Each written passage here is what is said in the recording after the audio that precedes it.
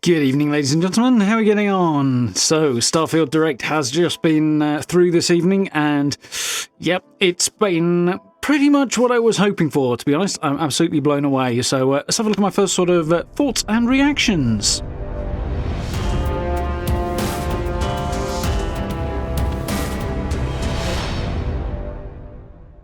Okay, yeah, so the showcase went through early this evening, and we also got a new trailer too, and to be honest, they're both really, really cool. We saw some amazing stuff, saw so much more detail. A lot of it is sort of expanding on stuff we saw this time last year, but getting into the more of the nitty-gritty, and we can also see a whole bunch of the improvements over where the game was a year ago as well, and that's really, really cool to see. Absolutely loving it. There's so much stuff in here that has absolutely left me with my jaw on the floor through the showcase, and I just managed to pick it back up again, and suddenly, bang, there it goes again. So, really, really happy with what I saw there. Really had a great time. I did notice, sort of getting one of the slight issues out of the way first, the FPS on the stream was not spectacular at times. Other times it was fine, but on occasion it did kind of go down the pan a bit. The recorded version, i.e. the version that wasn't streamed, that is now currently on YouTube, is better. Which is about what you'd expect. The same thing happened this time last year with the showcase they did last year. You know, just the nature of it, when you stream something, you end up losing some quality and stuff. Just that's the way it goes. If you want to see it sort of running at its full capacity and what it really looks like, look at the video that they've uploaded. It's exactly the same. It's just it doesn't have the same problems of a live stream. So, yeah, so much in this that I absolutely loved. I've got a whole load of notes down here that I'm going to just kind of fly through because this is going to be a shortish kind of initial reactions thing, and I am absolutely going to deep dive into loads of bits and pieces down there and loads of stuff that look really, really cool and interesting and lots to talk about in the next few days. So, things that leapt out in basically the order they leapt out at. We've seen the HUD before, but it's nice to see how kind of low profile it was in sort of general running around gameplay. But also, obviously, there's menus around shipbuilding and your inventory and every other thing that you've got a menu for, as per usual in a massive RPG. And yeah, so the menu system does get fairly involved. I think it's relatively intuitive looking. I think you'll rapidly get your head around it. It looks like it's set up that way. That's what you want, really, isn't it?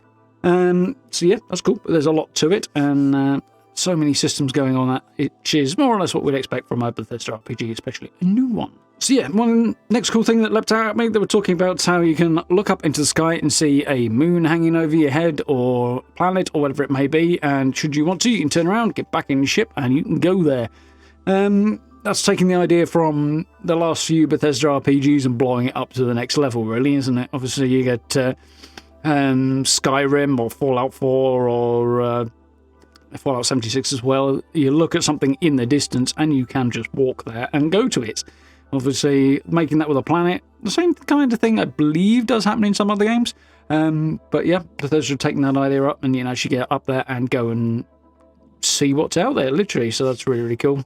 So the lighting designs and environmental stuff they were talking about along those lines were quite cool as well, with the way that the planet's biomes and environments and stuff sort of representative of its position in the solar system that it happens to be in, relative to the star and everything else going on, to make it reasonably realistic, or reasonably plausible anyway, which is quite cool. Next fun thing that leapt out, Vasco can say your name. So this is something they did back with Fallout 4. Obviously, Codsworth had something in the order of 200 names, I think it was, of 200 of the most popular player character names that he was able to say. So if you type those in during character creation, then you could actually address your character by name, which again will be something that comes up in Starfield. It's really cool. Don't know how many names. It'll probably show up on the wiki eventually, because these things usually do, so you can look them up. But yeah, that was a fun returning feature from Fallout that I thought was a good thing to port over. I think it was a good call, that one as well, so definitely like to see that. Creatures and environments. Those leapt out right the way through the whole showcase, not surprisingly. Bethesda made that definitely a big feature, and there are some awesome looking things out there. There's some creepy looking spidery monstrosities, and there's things that look like dinosaurs. There's amazing robots and more human-type characters, and there was something that looked like a cross between a dinosaur and Jar Jar Binks, and that made me laugh like hell. It was brilliant, or possibly a platypus, but, you know, kind of weird mouth thing, and it was green. It was cool. So many bonkers things out there to see, and such a range of environments, both outside and even inside structures, buildings, cities, and settlements and things like that. The variety of stuff going on in there and the places we're going to have to explore is going to be huge. The idea that you can go from somewhere like New Atlantis and then suddenly find yourself in the futuristic old west of Aquila City, and then go to the really sort of cyber neon streets of Neon, and then flip it around and find yourself exploring a crystal cave that you entered via a jungle on some planet out in the sticks somewhere is crazy. So that's really cool. Really cool to see how the sort of procedural generation is going to work on that as well, with sort of key points and locations obviously being fixed, and those will be the same for everybody, but the out there spaces on the surface of a world away from you, away from those fixed points rather, are going to be procedurally generated. They'll be thus randomized, so your experience of wandering around, the in-between space on a planetary surface is not going to be the same as somebody else's, which is interesting. I mean, when it comes to saying, here, build your own house here, this is a really cool place, you're more likely going to say, well, here's some characteristics about it that make me choose that, as opposed to go here because it might not actually be there for somebody else. But it also, it's interesting, there's going to be fixed stuff as well, that's quite cool too. But the fact that you're going to have like outposts that are somewhat randomly generated, so somebody else might go to the same location and find a cave, you might find a research outpost with some people who want you to go and help them out, or some pirates, something like that. And the way that looks to be working is really fun, really cool, and going to make the game unique and fun to explore. And theoretically, I suppose that means if you do a separate playthrough, you won't necessarily find the same emergent stuff like that in the same place. So different characters will have unique journeys, even for the same player, obviously, let alone for different people on different hardware and so on. So very, very cool. That really, really struck me. Yeah, one thing that struck me during the course of this as well was the sort of hybrid art style of the thing. So you got elements of more realistic look to things. So you've got sort of, photorealism's not quite the thing that they've gone for, but there's elements in there that look like they have sort of a lean in that direction. But there's other things that are a lot more stylized, which is an interesting hybrid as well, and creates a very, very unique vibe and feel to the game, but kind of captures sci-fi, and I think it's going to help in the long run, because obviously Bethesda have this 10-year minimum plan for Starfield's lifespan, which is ambitious to say the least, but if they've gone sort of with the best photorealism that we can do here now today, 10 years from now, that will age far worse, I think, or far less tolerably, I think, perhaps. Whereas going into a bit more of a stylized version, which is what they seem to have done here, I think perhaps it might age a little better. It'll look more, you'll see more of an art style than a technology limitation when you look back on it in a few years. So I think that's quite a cool choice, something that kind of caught my eye. I mean, maybe I'm wrong on that, but we'll have to see.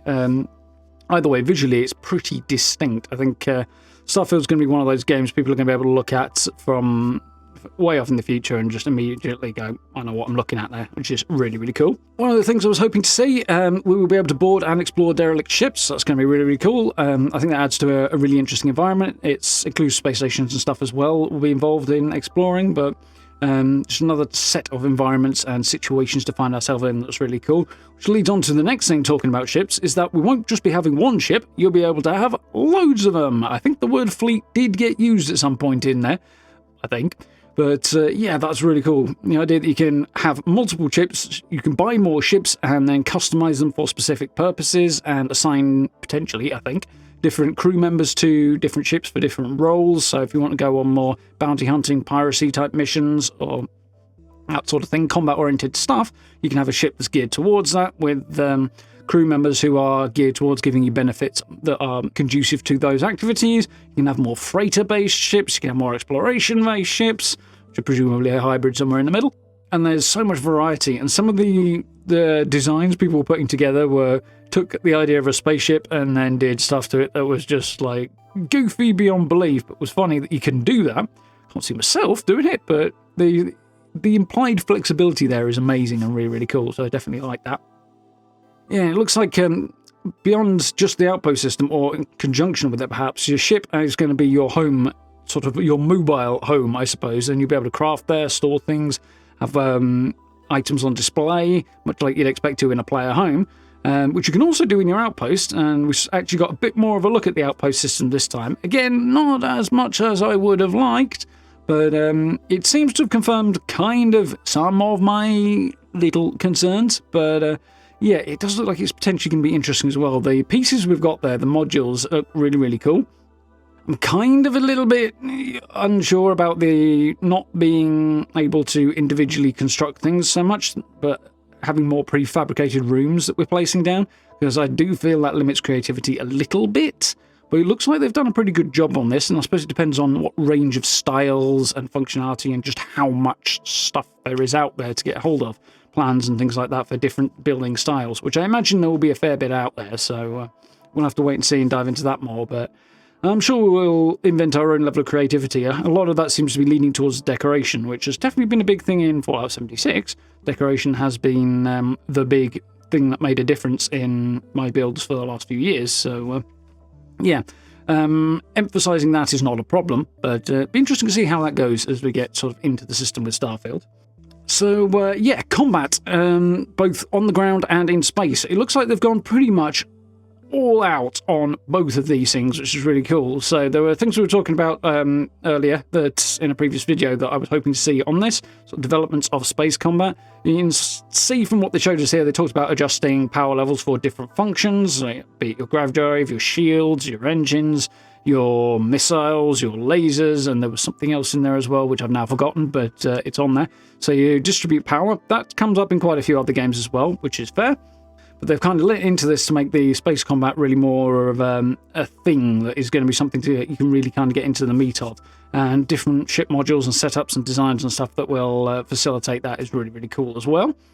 And yeah, I'm pretty impressed with this so far. We'll have to see how it actually handles and stuff, but it looks like there's a decent level of detail and involvement in the system, obviously with manual flying and everything like that, and manual aiming and so on. So definitely looking forward to trying out the space combat. I was hoping to see improvements to the on-foot combat in this showcase, and we definitely got that. Some of the areas where there were recoil issues was one thing from the showcase this time last year. That looks to have been improved. The one gun that leapt out the most to me as needing more recoil last year was the shotgun.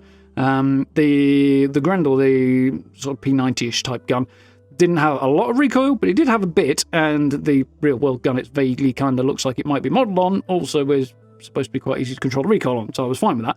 But a shotgun, that's gonna kick, and it just didn't this time last year, but it showed up again in the footage this year, and it did kick. Not crazily, but it did kick. Which also leads into, they talked about varying gravities, including zero gravity. So if you've got low gravity, you can jump around more, and that opens up different options in combat, and also affects what weapon choice you might want to make, because in zero G, presumably to a degree in low gravity, but particularly in zero G, if you fire a ballistic weapon, you're going backwards. Which is exactly what would happen, exactly what should happen. It might send you cartwheeling in reality, but either way, the fact it's going to knock you back and you won't stay where you were, and you're going to lose some control over your movement if you're firing a ballistic weapon in zero G, is great. That's really, really cool. But they also said other weapons like lasers, much more stable, they don't kick, and no, they wouldn't. So that makes a lot more sense to use in zero G, so really, really cool there. The tone of it sounds like there will be a decent number of occasions where zero-G combat might come up and be a thing. Certainly a lot more if you factor in low-gravity planets and moons and things like that, possibly space stations, that sort of thing. So, yeah, the combat's looking really, really cool. It's not some crazy high-end Twitch shooter, COD, whatever you might want in that direction. Never was going to be. I think the handful of people out there with those expectations are bonkers. But it looks decent, it looks fun, it looks highly mobile and interesting and enjoyable. And yeah, I'm going to go back to that word fun, because that's obviously what Bethesda were going for, and I think they have nailed it from the look of this. From the sound of it, there are a massive number of weapon options out there, including melee weapons. We saw some cool melee weapons in there, some interesting looking kind of survival hatchets and knives and things like that were going on. And there was some sword stuff in there as well. Some of it was a little bit like, not my kind of sword, but yeah. I know what I like in a sword. But still, the options being there is really cool.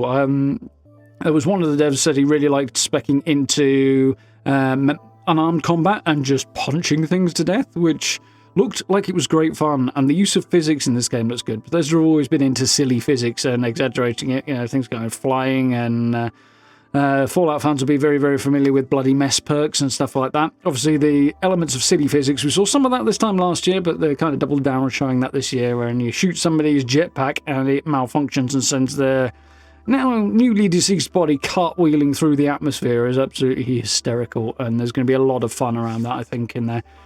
Just kind of Bethesda's tongue-in-cheek sense of humour that I think is going to be good fun too.